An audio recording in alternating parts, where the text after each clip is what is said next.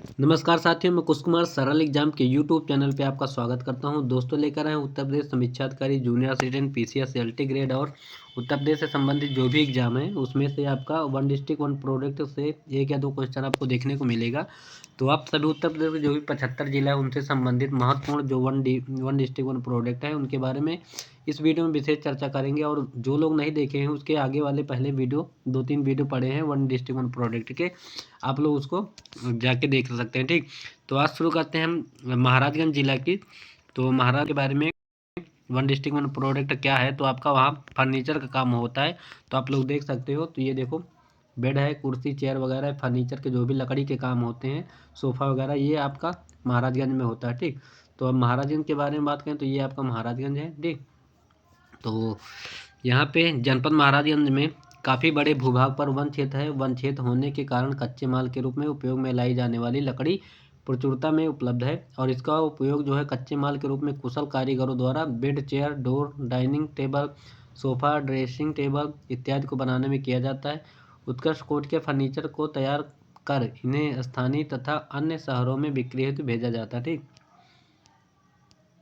और आगे बात करें इधर तो महोबा। तो महोबा के बारे में ये है आपका महोबा। तो महोबा के बारे में बताएं तो यहाँ गौरा पत्थर शिल्प जो है वन डिस्ट्रिक्ट वन प्रोडक्ट में है।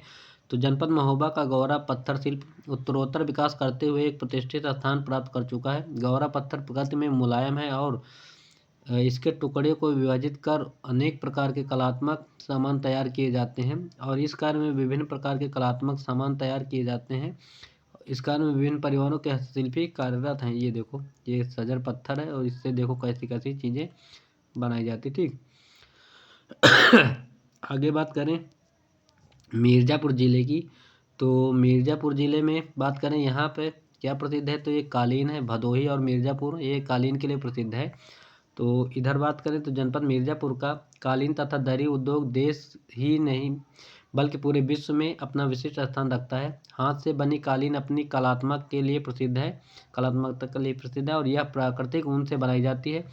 इसकी रंगाई पक्की होती है। बारीक डिजाइन केवल हाथ से बनी कालीन में ही पाया जाता है और मिर्ज़ापुर में कालीन का निर्माण परंपरागत तरीके से किया जाता है। ठीक, तो ये है कालीन। आगे है गुड़ का, क्या है ये गुड़ है। तो मुजफ्फरनगर, ये आपका मुजफ्फरनगर पड़ता है ऊपर सबसे। तो यहाँ क्या गुड़ प्रसिद्ध है। तो जनपद मुजफ्फरनगर एक कृषि प्रधान जिला है और इस जनपद में गन्ने का उत्पादन अत्यधिक मात्रा में होता है।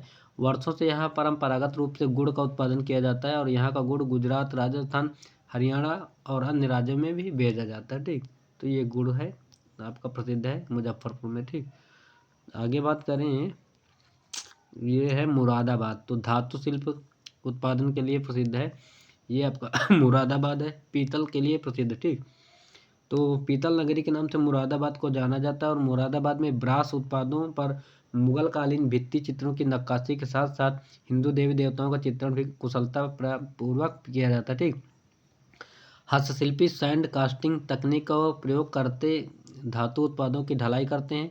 घरेलू इकाइयों के अतिरिक्त मुरादाबाद में धातु उत्पादों का उत्पादन करने वाली निर्यातोन्मुखी इकाइयाँ भी स्थापित हैं। निर्यातकों ने अन्य धातुओं से जैसे एल्यूमिनियम, स्टेनलेस स्टील, लोहा इत्यादि का प्रयोग करना प्रारंभ किया था। ठीक, आगे बात करें ये है देखो धातु से बनी हुई सब चीज़ें हैं।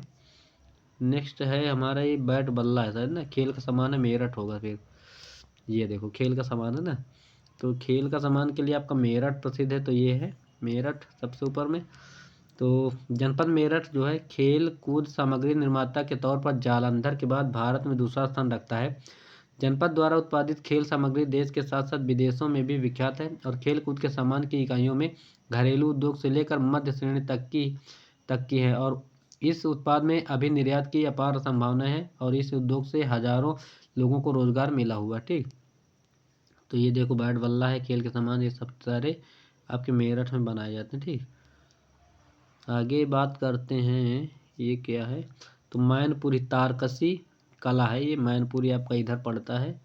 तो इसमें हम तारकसी कला के बारे में बात करें तो मैनपुरी में शीशम की लकड़ी पर पीतल के तार से विशिष्ट कलात्मक कार्य किया जाता है जिसे तारकसी के नाम से भी जाना जाता है और इस कला का प्रयोग ज्वेलरी बॉक्स, नाम पट्टिका तथा अन्य सजावटी सामानों पर होता है।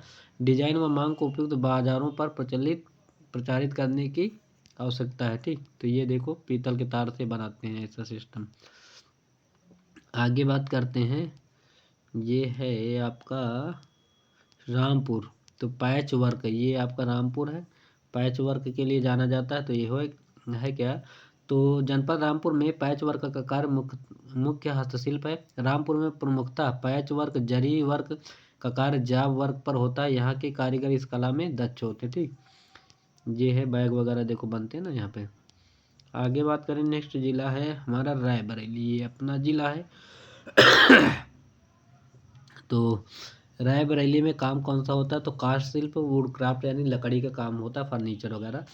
तो जनपद रायबरेली में वुड से संबंधित कार्य अधिक मात्रा में किया जाता है। वुड के कार्य में घरेलू सामान जैसे दरवाजे, चौखट, पलंग, बेड व कलात्मक कार्य जैसे वुडन खिलौने व कलाकृतियाँ शामिल हैं। वुडन कार्य का कच्चा माल स्थानीय स्तर पर उपलब्ध है। यहाँ के बने उत्पाद को स्थानीय बाजार के अतिरिक्त आसपास के अन्य शहरों में भी भेजा जाता है। ठीक, तो ये है रायबरेली डिस्ट्रिक्ट। आगे बात करते हैं, ये है आपका लखनऊ। तो चिकनकारी एवं जरी जरदोजी के लिए प्रसिद्ध है। तो आप लोगों को पता होगा, ये है लखनऊ और ये है मेरा रायबरेली। तो लखनऊ अपने परंपरागत चिकनकारी एवं जरी जरदोजी शिल्प के लिए विश्व प्रसिद्ध है। चिकनकारी जहाँ सुई व विभिन्न प्रकार के धागों से कपड़ों पर की जाने वाली कढ़ाई है, वहीं जरी जरदोजी कपड़ों पर सुनहरे व रूपहले तारों, सितारों व अन्य सामग्रियों से की जाने वाली कढ़ाई है। चिकनकारी व जरी जरदोजी जीआई में पंजीकृत है, मतलब जीआई टैग मिला है इसको, और लखनवी एम्ब्रॉयडरी के रूप में अपनी पहचान बनाए हुए हैं, जिसमें लाखों कारीगर रोजगार के लिए जुड़े हुए हैं। ठीक, तो ये सिस्टम है, एम्ब्रॉयडरी वाला काम इधर होते हैं, हाथों से देखो बनाते हैं ना सारे काम। आगे बात करें लखीमपुर खीरी की, तो ये उत्तर प्रदेश सबसे बड़ा जिला है और नेपाल से अपनी सीमा साझा करता है। अब जनजातीय शिल्प, ट्राइबल क्राफ्ट जो है, जनपद लखीमपुर खीरी में थारू जनजाति द्वारा थारू क्राफ्ट का उत्पादन अपने हस्तशिल्प प्रक्रिया के अंतर्गत अन्य सहायक औजारों के माध्यम से परंपरागत ढंग से किया जाता है। थारू जनजाति द्वारा अपने उत्पादों को अपने निकटस्थ दुधवा नेशनल पार्क, जनपद स्तरीय, राज्य स्तरीय, राष्ट्रीय प्रदर्शनियों में प्रतिभाग कर विपणन किया जाता है। ठीक, तो ये है वहाँ का कार्य। आगे ललितपुर जरी सिल्क साड़ी, ये ललितपुर है, मात्र एक झांसी से अपनी सीमा साझा करता है। तो जनपद ललितपुर में जरी सिल्क साड़ियों के लगभग 400 बुनकर हैं। यहाँ की साड़ियाँ विश्व प्रसिद्ध है, जो अपनी खूबसूरत उकेरी गई बूटियाँ एवं डिजाइन के लिए जानी जाती हैं। पूरे भारत के सभी बड़े महानगरों में इन साड़ियों की आपूर्ति नियमित की जाती है। ठीक, आगे है हमारा कौन सा, ये यहाँ पे धागा है। तो वाराणसी रेशम उत्पाद के लिए प्रसिद्ध है। तो रेशमी साड़ियाँ जो है वाराणसी में है। तो ज़्यादा बड़ा जिला तो नहीं है, पर प्रसिद्ध बहुत ज़्यादा है, क्योंकि विश्व का ये एकमात्र शहर है जो सबसे पहले स्थापित हुआ। तो वाराणसी की पवित्र नगरी के नाम से पर आधारित बनारसी सिल्क साड़ी सदियों से भव्यता और कुलीनता का प्रतीक है।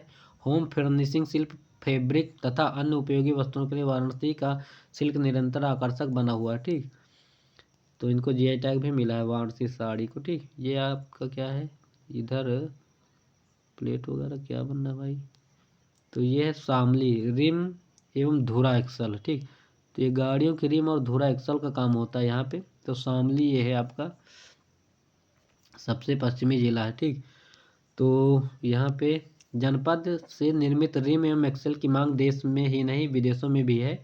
यहाँ से निर्मित रिम एवं एक्सल का निर्यात भी किया जाता है। रिम एवं एक्सल बनाने के लिए इन इकाइयों में परंपरागत तकनीक का ही प्रयोग किया जाता है। आधुनिक तकनीक का प्रयोग करने से इस उत्पाद की मांग बढ़ने की संभावना है। ठीक, तो ये देखो आपके रिम हैं गाड़ियों के, यहाँ बनते हैं। आगे है आपका, ये कौन सी कला हो रही भैया, बहुत सूक्ष्म काम है भैया, देखो ना। तो शाहजहाँपुर है आपका, तो ये आपका शाहजहाँपुर है। ठीक, तो यहाँ पे जरी जरदोजी का भी काम यही होता है। तो शाहजहाँपुर जो है जरी जरदोजी का कार्य प्रमुखता से होता है। जनपद में dress material, suit, sari, purse, bag, handbag, जूते, चप्पल, टोपी, गाउन आदि पर जरी जरदोजी का कार्य होता है। आगे बात करें श्रावस्ती, तो श्रावस्ती ये है आपका श्रावस्ती जिला, और यहाँ पे जनजातीय शिल्प, ट्राइबल क्राफ्ट का काम होता है। तो जनपद में हस्तशिल्प के रूप में थारू क्राफ्ट पुराना परंपरागत हस्तशिल्प उद्योग है, जिसके अंतर्गत कपड़े की चादर, गिलाफ, मेजपोश एवं महिलाओं के सूट के कपड़े पर पेचिंग के द्वारा कढ़ाई की जाती है, जो बेहद सुंदर एवं आकर्षक होती है। ठीक, अगला हमारा जिला है कौन सा, तो ये है संभल जिला आपका। तो संभल में कौन सा होता है, सींग एवं अस्थि उत्पाद का काम यहाँ होता है। तो संभल अपने हार्न बोन हैंडीक्राफ्ट उत्पादों के लिए प्रसिद्ध है। यह उद्योग पर्यावरण के अनुकूल है, क्योंकि इसमें प्रयोग होने वाला कच्चा माल मृत पशुओं से प्राप्त होता है। यहाँ के हस्तशिल्पियों द्वारा सींग एवं हड्डी के विभिन्न कलात्मक एवं सजावटी सामान निर्मित होते हैं। ठीक, तो ये देखो हड्डी से बनी हुई चीज़ें हैं, ये देखो कितना बढ़िया बढ़िया लग रहा है। देखो ये हड्डियों से बने होते हैं। अभी इसको सामने दे रख दिया जाए तो कोई कहेगा नहीं कि हड्डी का है ना। आगे बात करें सहारनपुर, तो काष्ठ शिल्प कार्विंग का काम होता है। तो सहारनपुर आपका ये सबसे ऊपर है, सहारनपुर सबसे ऊपर दिख रहा है ना। पेपर मिल और पेपर के बारे में ज़्यादा प्रसिद्ध है। तो जनपद का मुख्य हस्तशिल्प उत्पाद काष्ठ कला वुड कार्विंग वर्षों पुराना है। यहाँ का हस्तशिल्प सबसे सुंदर डिजाइनों की नक्काशी के लिए प्रसिद्ध है। शीशम और आम की लकड़ी इस उद्योग का मुख्य कच्चा माल है। जनपद सहारनपुर में लकड़ी नक्काशी के फर्नीचर में हैंडीक्राफ्ट उत्पादों का निर्यात विभिन्न देशों को किया जाता है। ठीक, तो ये है। और आगे कौन सा, सिद्धार्थनगर है। फिर कौन कौन से ज़िले हैं, सीतापुर है, सुल्तानपुर है मूंज के लिए, सोनभद्र है आपका, संत कबीर नगर है, भदोही है। अभी और भी ज़िले हैं, तो फिलहाल आज के लिए बस इतना ही।